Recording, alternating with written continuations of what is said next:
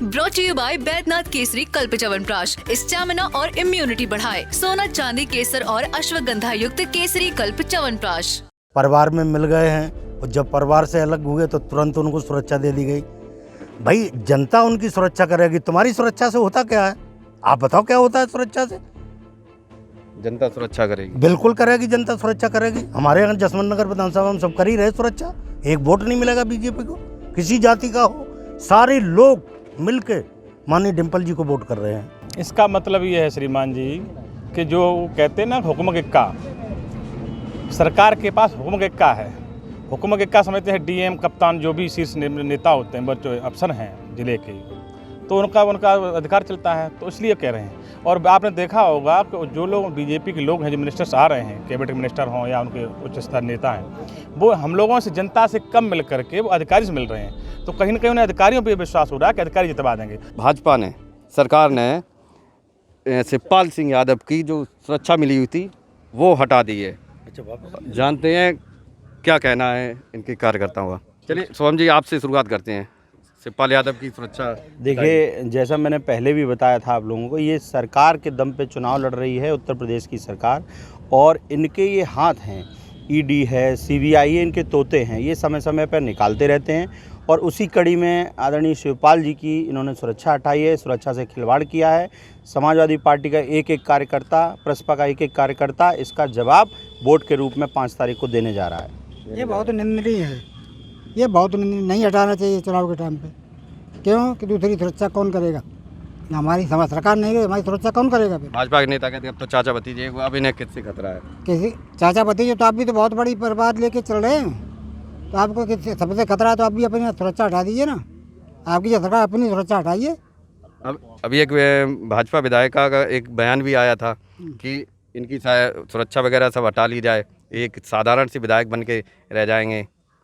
तो अपनी भी सुरक्षा तो पहले हटवाइए, तो हमारी सुरक्षा हटाई जाए। जैसे आम विधायक होते उसी तरीके से शिवपाल यादव, तो आपकी हमारी भी हटाई जाए, उनकी भी हटाई जाए। ये कुछ जरूरी थोड़ी क्या केवल दूसरी पार्टी में हटाई जाए, पार्टी रखी जाए?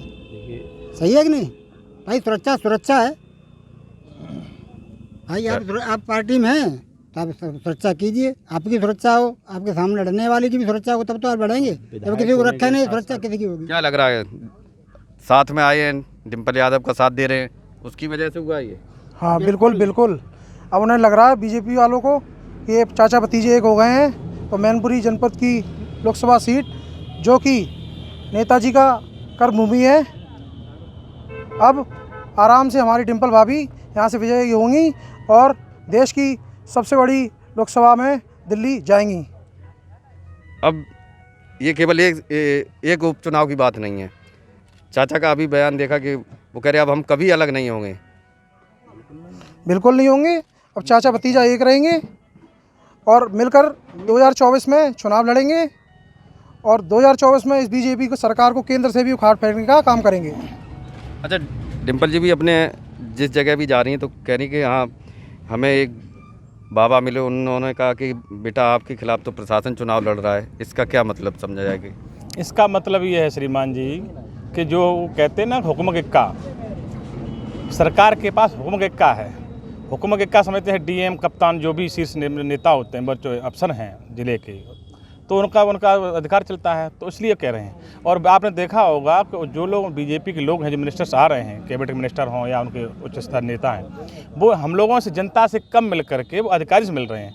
तो कहीं ना कहीं उन्हें अधिकारियों पर विश्वास हो रहा है कि अधिकारी जितवा देंगे, और वो धमकाना चाहते जनता को। लेकिन किसनी की और मैनपुरी की जनता, मैं आपको विश्वास दिलाता हूँ, धमकने डरने वाली नहीं है। हमें जेल और पुलिस से डर नहीं लगता है। पुलिस में मेरे लोग बैठे हैं, हम न्याय की बात करते हैं, संविधान की बात करते हैं, और जेल भी हमारी और जिला ही हमारा रहेगा।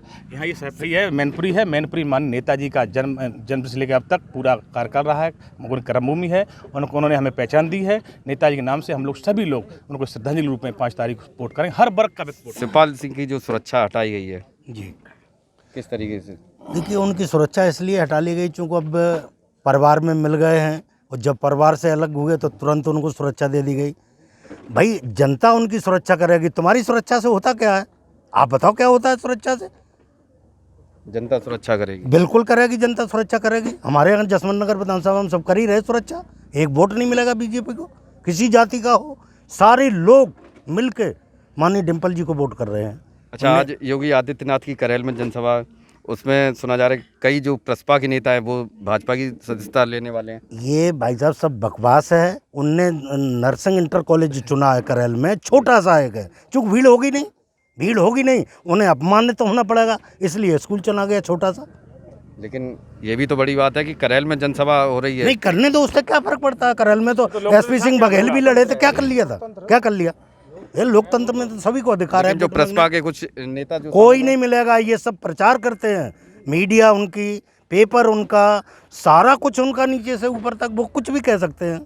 लेकिन इटावा के 2 नेताओं का नाम आ रहा है कि वो शामिल होने जा रहे हैं। किस किस का नाम आ रहा है? जिलाध्यक्ष राजीव यादव और ये कोई और पूर्व अध्यक्ष राजीव यादव कभी रहे ही नहीं हमारे इटावा के। इटावा प्रसपा के जो हाँ, प्रसपा के होंगे, लेकिन हो रहे तो उन पर रखा क्या है? इस रघुराज पे क्या रखा है, मुझे ये बता दो, क्या रखा है? हमें ले गया था नौकरी के लिए धर्मीमान से मेरे सामने। मैंने उस दिन पत्रकार से पार्टी कार्यालय पे कहा, अगर दिखा तो हमें पूछो, अन्यथा मत पूछो। आप बताइए। सुन लो, ये रघुराज क्या था, 2 बीघा जमीन थी, इनके पापा बहुत सीधे थे, धनीराम चच्चा थे। ये मेरे पास आए रामकरण की, हमने नौकरी लगवाई ले जाके, मुझे ले गए, यूज़ किया। इस रघुराज की नौकरी के लिए मुझे ले गए, पूरी करके, होटल तक में नहीं खाने को था, मैं नेताजी झगड़ गया जाके, तब तो इसको बाबू बनवाया था जाके, रघुराज को। अच्छा, हाँ, इसके बाद 2 बार MP बनाया, MLA बनाया। ओ, इस पीरियड में आप बताइए, जो नेताजी इस दुनिया में नहीं है, शिष्य कहते हो, तो तुम्हें तो चुनाव ही नहीं लड़ना चाहिए था। ये मानवता नहीं है भाई साहब। क्या लग रहा है आपको? जहाँ तक आप सुरक्षा की बात कर रहे हैं, अभी कुछ दिन पूर्व कुशमरा में डिप्टी CM ब्रजेश पाठक जी आए थे। अगर नेता की सुरक्षा की बात कर रहे हैं, नेता बिना सुरक्षा के रह सकते हैं, तो ब्रजेश पाठक भी बिना सुरक्षा के रह सकते हैं। उनने ठेले के ठेले PAC उतरवा ली थी हमारे क्षेत्र के अंदर, क्योंकि उन्हें डर और भय था कि यहाँ पे यादव बाहुमूल्य और अनुसूचित वर्ग का लोग सभी समाजवादी पार्टी के साथ है और बढ़ चढ़कर 5 तारीख को वोट करेगा, और 8 तारीख को जब नतीजे आएंगे तो हमारी डिम्पल भाभी विजयश्री हासिल करेंगी। अच्छा, आपने जैसे कहा इस बार बसपा का कैंडिडेट नहीं है, लेकिन पिछली बार जब गठबंधन था तब भी वोट नहीं समाजवादी पार्टी में जा पाया था बसपा का जो वोट। ये लोकतंत्र के साथ खिलवाड़ करते हैं, बस ये मशीनों को टेम्पर करते हैं। प्रशासन लड़ता है इनका चुनाव, इनके कार्यकर्ता नहीं लड़ते हैं। और जैसा कि आप कह रहे थे, अभी शामिल हो रहे हैं, दबाव में शामिल कराया जा रहा है। इस समय दबाव में ही रघुराज सिंह साकी को भी शामिल कराया गया। आप देख सकते हैं, कुछ दिन पूर्व ही फोटो वायरल हुआ था। ऐसा क्या दबाव के MP का चुनाव भी लड़ रहे हैं? आप बताइए। देखिए, ऐसा है, मैं आपको बताता हूँ, जो आपने कहा कि बसपा का वोट सपा बसपा गठबंधन में नहीं मिल पाया था, ये आप किस आधार पर कह रहे हैं? पहले तो ये पूछना चाहूँगा, क्योंकि यही हम चितायन में बैठे हैं, बड़ा पार गाँव है। उसके अलावा बसपा का कोर वोटर नगला मोती में रहता है, बदनपुर में रहता है। बहुत सारे ऐसे गांव हैं जो एक खुर्तनिया ऐसे गांव हैं जो पूर्ण रूप से बसपा के कोर वोटर के हैं। आप उनकी पोलिंग उठा के देख लीजिए कि अगर 500 बूथों का गांव है तो 499 वोट पड़ा है। तो BSP ने मिल के सपा को गठबंधन में चुनाव जितवाया था, आदरणीय नेताजी को। अब ये चुनाव उन्हीं का बचा हुआ कार्यकाल है, तो BSP का एक वोटर उस कार्यकाल को, आदरणीय बहन जी ने किसी प्रत्याशी नहीं बनाया है, उन्होंने नेताजी के सम्मान में किसी को प्रत्याशी नहीं बनाया है। इसीलिए बसपा का एक वोटर जो कोर आजमगढ़ में तो खड़ा कर दिया था। देखिए, ऐसा है, परिस्थितियां होती हैं अलग अलग। ये नेताजी की बात है, आजमगढ़ में कोई सांसद रहे होंगे, ये नेताजी की मृत्यु के उपरांत चुनाव हो रहा है, और ये उपचुनाव हो रहा है क्योंकि नेताजी हमारे बीच नहीं है। ये नेताजी के सम्मान में बहन जी ने किसी को प्रत्याशी नहीं बनाया, क्योंकि नेताजी का आखिरी चुनाव सपा और बसपा गठबंधन से लड़ा गया था, तो बसपा के कोर वोटर ने बढ़ चढ़ के हिस्सा लिया था। अब बसपा का वही कोर वोटर फिर से आदरणीय नेताजी को की श्रद्धांजलि देते हुए डिम्पल यादव जी को पूर्ण रूप से जिताएगा, बहुत अच्छे बहुमत से जिताने जा रहा है। तो ये थे हमारे साथ में सपा बसपा के कार्यकर्ता, जो कि शिवपाल यादव की सुरक्षा हटाए जाने को लेकर काफ़ी नाराज़ हैं, और उनका कहना है कि अगर उनकी सुरक्षा हटाई गई तो भाजपा के तमाम ऐसे नेता हैं जो काफ़ी सुरक्षा लेके घूमते हैं, उनकी भी सुरक्षा हटाई जाए। पुष्पेंद्र सिंह, मैनपुरी, UP तक।